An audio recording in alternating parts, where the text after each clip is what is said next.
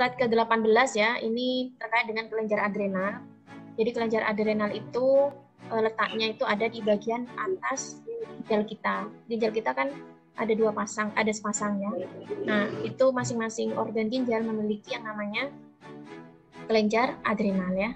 Nah, pada kelenjar adrenal, hormon yang dihasilkan itu ada dua bagian ya. Di slide ke-19 itu ada bagian ini, ada bagian medula ya, ini ya medula. Medula ini yang tengah ya. Dan ada bagian kortek. Kortek itu pinggir ya. Nah, ini kortek ya. Kalau medula itu bagian tengah. Nah, kalau bagian kortek, hormon yang dihasilkan itu namanya mineral kortikoid dan glukokortikoid gitu ya. Sedangkan bagian medula, hormon yang dihasilkan itu epinefrin dan non-epinefrin. Gitu ya. Nah, ini ya. Jadi pada bagian korteknya, ini bagian medulanya yang tengah. Nah, fungsinya untuk apa? Ini kalau pada slide ke-20 ya, untuk meningkatkan energi ya. Jadi misalkan ada seorang ya yang membutuhkan energi secara tiba-tiba, misalkan ya, kita jalan enak-enak, kemudian di depan ada ular misalkan ya. Nah, apa yang akan Anda lakukan? Apakah diam saja atau santai gitu kan? Nggak mungkin ya, pastinya Anda akan kaget setengah mati dan inginnya itu menghindar gitu kan ya. Nah, misalkan hal itu ingin Anda lakukan, apalagi misalkan pada saat itu Anda dalam kondisi lapar misalkan, tapi kok bisa lari gitu kan ya, kenceng. Nah, itu karena adanya hormon ya. Yang pertama itu karena adanya hormon yang dihasilkan oleh adrenal ya, karena adrenal ini fungsinya memang untuk meningkatkan energi ya pada tubuh kita ya. Nah, ini untuk yang bagian medula ya. Ini ya saya jelaskan awal-awal dulu ya. Nah, saat kita melihat sesuatu yang berbahaya di depan kita, maka otak kita itu ya, hipotalamus itu akan menghasilkan hormon yang disebut dengan ACTH. Ya, adrenokortikoid ya.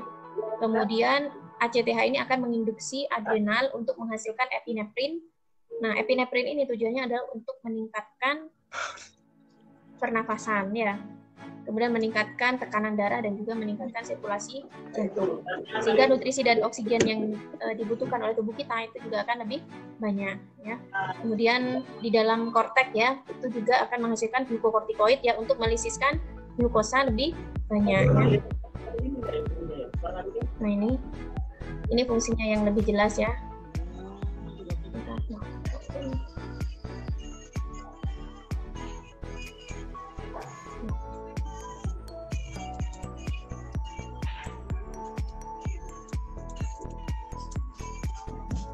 Nah, ini ya.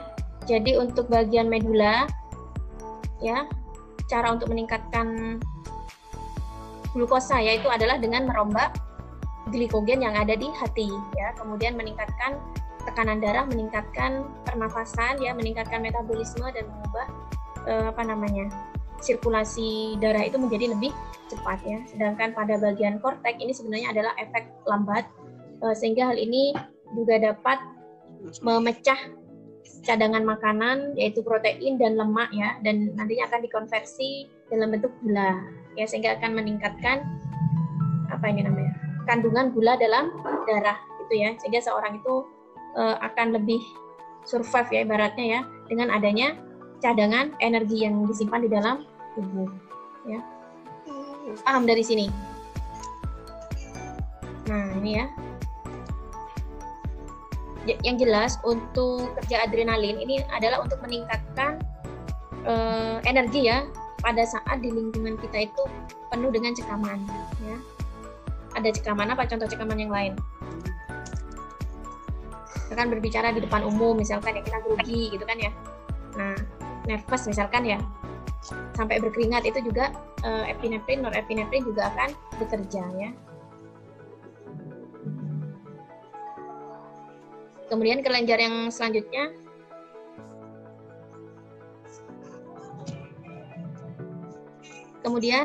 kelenjar selanjutnya adalah di slide ke-23, itu ada kelenjar pankreas ya. Jadi ini gambar pankreas di halaman 24. Nah, ini pankreas, letaknya itu adalah di bagian atau nempel dengan stomat ya, atau lambung. Ini ya. Nah, pankreas ini fungsi utamanya adalah untuk menghasilkan, kemarin ya, untuk menghasilkan enzim yang nantinya akan ditransfer ke usus 12 jari atau duodenum ya. Ini sel-selnya yang seperti ini adalah sel-sel yang digunakan untuk memproduksi enzim-enzim pencernaan. Tetapi di bagian sel-sel tertentu itu ada sel beta, alfa, dan juga delta gitu ya. Ini yang disebut dengan pulau Langerhans ya. Jadi pada sel beta yang warnanya hijau ini adalah digunakan untuk mensekresikan hormon insulin ya. Sedangkan pada sel-sel beta itu yang warna ungu ya. Sedangkan alfa itu yang berwarna biru. Itu untuk mensekresikan hormon glukagon ya. Jadi baik alfa ataupun beta ini saling bekerja sama untuk menstabilkan kadar gula dalam darah ya. Nah, ini ya. Jadi ini gambarnya pankreas, ini juga pankreas, ini sel hati, ini juga sel hati. Ini homeostasis gula dalam darah ya.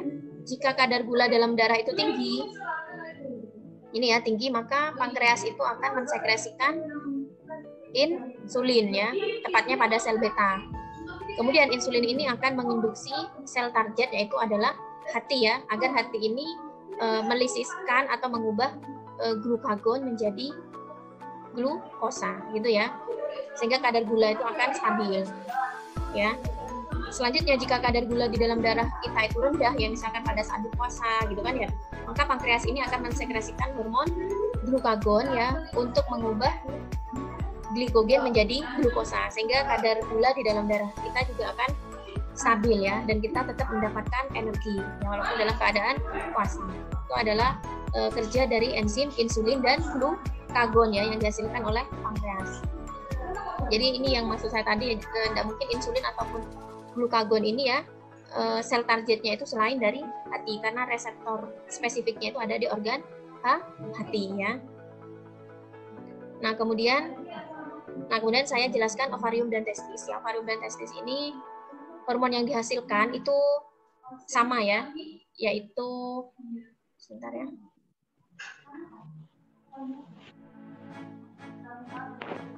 Nah, kalau lihat pada slide yang di atas, nah ini ya, hormon untuk ovarium dan testis itu dipengaruhi oleh hormon FSH dan LH ya. Ini juga disesuaikan dengan perintah dari neurosekretori atau hipotalamus yang ada di sel otak ya. Jadi tanpa adanya FSH dan LH, seseorang itu tidak bisa melakukan reproduksi gitu ya. Nah, kemudian dengan adanya FSH dan LH, hormon yang akan dihasilkan oleh ovarium itu ada estrogen dan progesteron. Ini digunakan untuk perkembangan organ kelamin wanita baik primer ataupun sekunder ya. Kalau sekunder itu kan terkait dengan sifat ya. Nah, kalau testosteron ini adalah untuk perkembangan dan pertumbuhan alat kelamin laki-laki ya, termasuk dengan sifat sekunder ya. Mungkin kalau sekunder ini apa contohnya sekunder? Sifat laki-laki yang tidak dimiliki oleh perempuan. Apa contohnya? Jakun, Bu.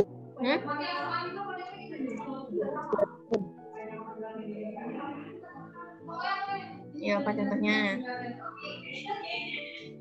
Kalau pada perempuan ya mungkin sudah mengalami menstruasi ya, perkembangan pada payudaranya. Nah, kalau pada laki-laki apa biasanya?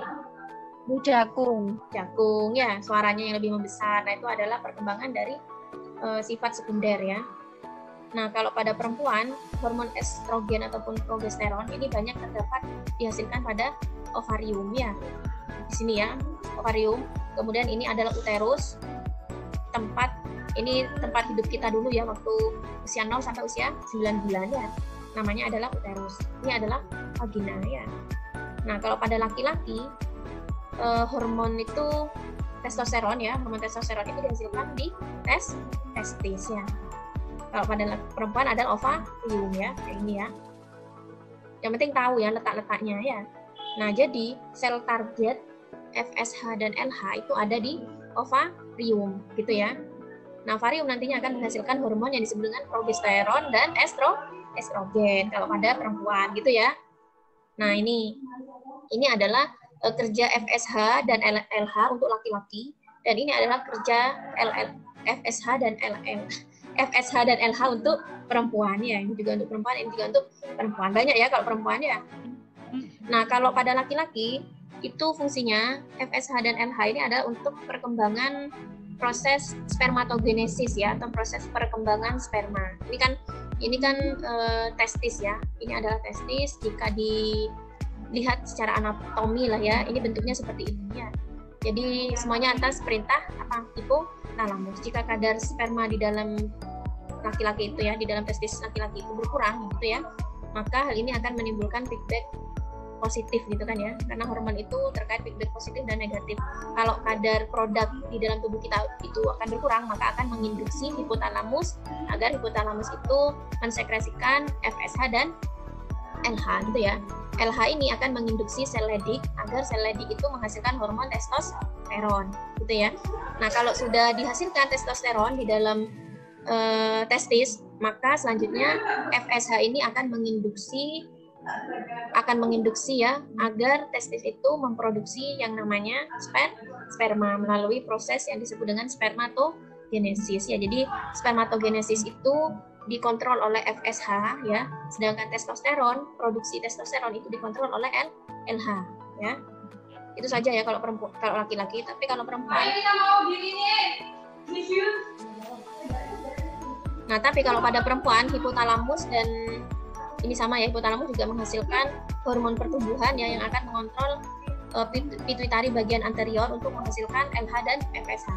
LH dan FSH ini akan mengenai sel target ya, yaitu ovarium, agar ovarium itu menghasilkan estrogen dan progesteron. Kedua hormon ini akan mempengaruhi kerja dari uterus. Rame ya? Nah ini ya, ini adalah proses menstruasi ya.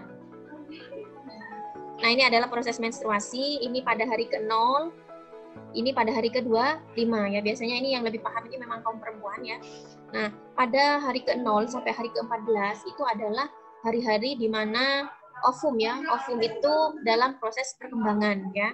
Dari folikel primer sampai ovum itu siap di ovulasi atau dikeluarkan ya menuju ke rahim begitu kan ya. Nah, jadi folikel ini ya berkembang itu karena adanya peran dari hormon ergosteron ya.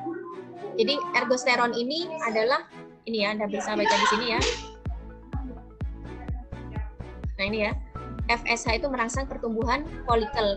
Folikel yang sedang tumbuh itu akan mensekresikan hormon estrogen. Jadi sebenarnya hormon estrogen ini yang menghasilkan itu adalah folikel ya. Kalau tidak ada pembuahan ya, artinya tidak ada sperma yang membuahi tidak ada sperma yang membuahi ovum ya, maka ovum itu akan meluruh ya hingga menjadi proses menstruasi ya. Tetapi jika ovum itu terbuahi, maka ini dinding uterusnya ini akan mengalami penebalan gitu kan ya. Nah sebenarnya walaupun tidak ada pembuahan, uterus ini tetap mengalami pembuahan ya untuk persiapan misalkan ada morula ya yang nempel gitu kan ya. Nah jadi setelah ovulasi itu terjadi, maka telurnya itu kan keluar ya. Sisa dari telur ini yang menyelaputi itu akan menjadi yang namanya corpus luteum. Nah, corpus luteum ini menghasilkan hormon yang disebut dengan progesteron ya. Jadi yang menghasilkan progesteron ini adalah corpus luteum, sisa dari pembentukan ovum ya. Nah, kalau sudah maka corpus luteumnya itu nanti akan juga ikut meluruh pada saat proses menstruasi ya, sehingga kedua hormon ini memang berfungsi ya selama proses perkembangan ovum sampai proses persalinan ya. Keduanya itu juga saling bekerja sama ya. Kalau pada orang yang sudah menopause ya, biasanya progesteron ini sudah tidak dibentuk lagi. Kenapa? Karena sudah tidak ada proses pembentukan folikel, sehingga orang yang sudah menopause ya, menopause yang perempuan ya, itu biasanya kan sudah tidak menstruasi ya, karena ovumnya sudah tidak ada. Beda dengan laki-laki ya. Kalau pada laki-laki yang namanya sperma itu pasti diproduksi ya sampai mati ya. Cuman memang kualitasnya yang sudah menurun. Itu perbedaannya ya.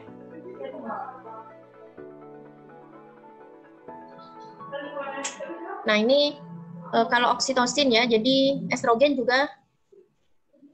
Nah jadi estrogen ini juga akan membantu pada saat proses melahirkan ya. Pada saat proses melahirkan estrogen ini akan menginduksi atau akan memicu uterus ya. Ini kan uterus ya. Nah, ini kan uterus ya. Kalau tadi kan masih bagus kan ya, uterusnya ini masih sempit gitu kan ya. Tapi kalau sudah ada bayinya, nah uterusnya itu akan semakin menipis ya. Karena sudah ada bebannya ya, kurang lebih 3 kilo.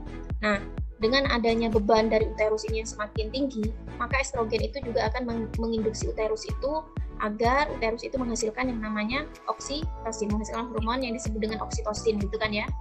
Nah, oksitosin ini nantinya akan merangsang uterus itu untuk melakukan kontraksi ya, dan juga merangsang pankreas itu untuk membuat hormon lain yang disebut dengan prostaglandin untuk memicu kontraksi itu lebih banyak, bukannya, sehingga akan membantu dalam proses persalinan.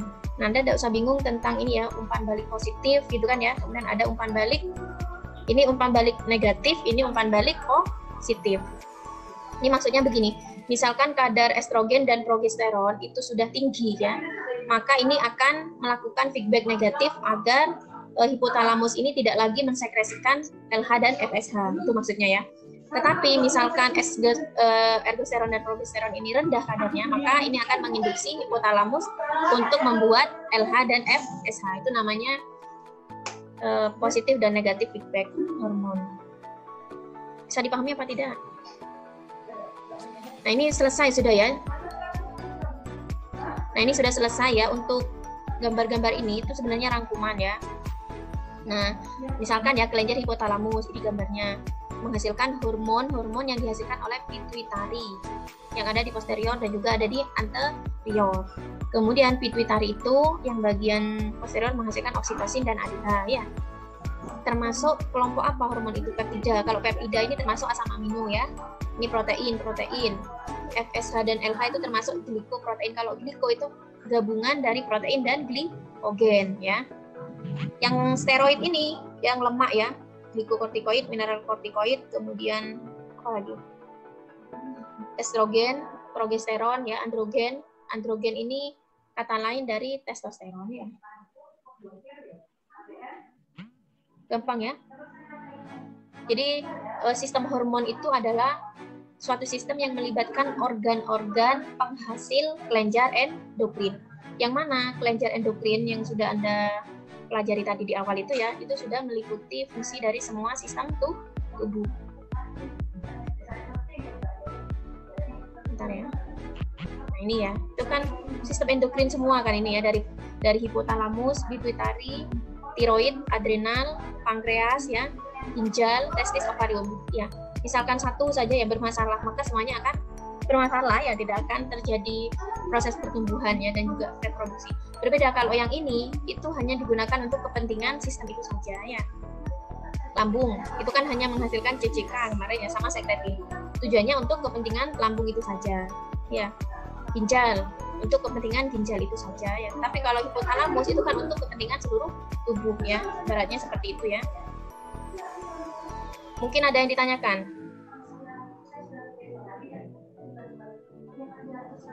Atau langsung di grup WA? Langsung di grup WA ya. Langsung menjawab pertanyaan yang sudah saya sampaikan tadi ya. Galang ada pertanyaan? Nggak ada, Bu. Ya wes. Bu, mohon maaf itu dijawabnya pakai VN apa ditulis tangan terus difoto gitu, Bu? Oh, pakai voice saja ya. Kalau yang terkait dengan pertanyaan yang saya berikan pakai voice saja ya. Biar saya langsung tahu gitu kan ya. Tapi kalau yang tugasnya itu membuat pertanyaan dan menjawab pertanyaan dari teman-temannya, itu ditulis saja. Jadi misalkan tugasnya membuat pertanyaan ditulis biar temannya tahu. Tapi pertanyaan dari saya itu langsung pakai voice saja ya. Karena kan saya yang melihat. Jadi tinggal mahasiswa itu yang belum saya beri tugas ya. Kalau kemarin kan sudah saya beri pertanyaan memang ya. Ya wes. Ya sudah, saya akhiri dulu ya kuliahnya ya. Terima kasih. Assalamualaikum warahmatullahi wabarakatuh. Waalaikumsalam warahmatullahi wabarakatuh.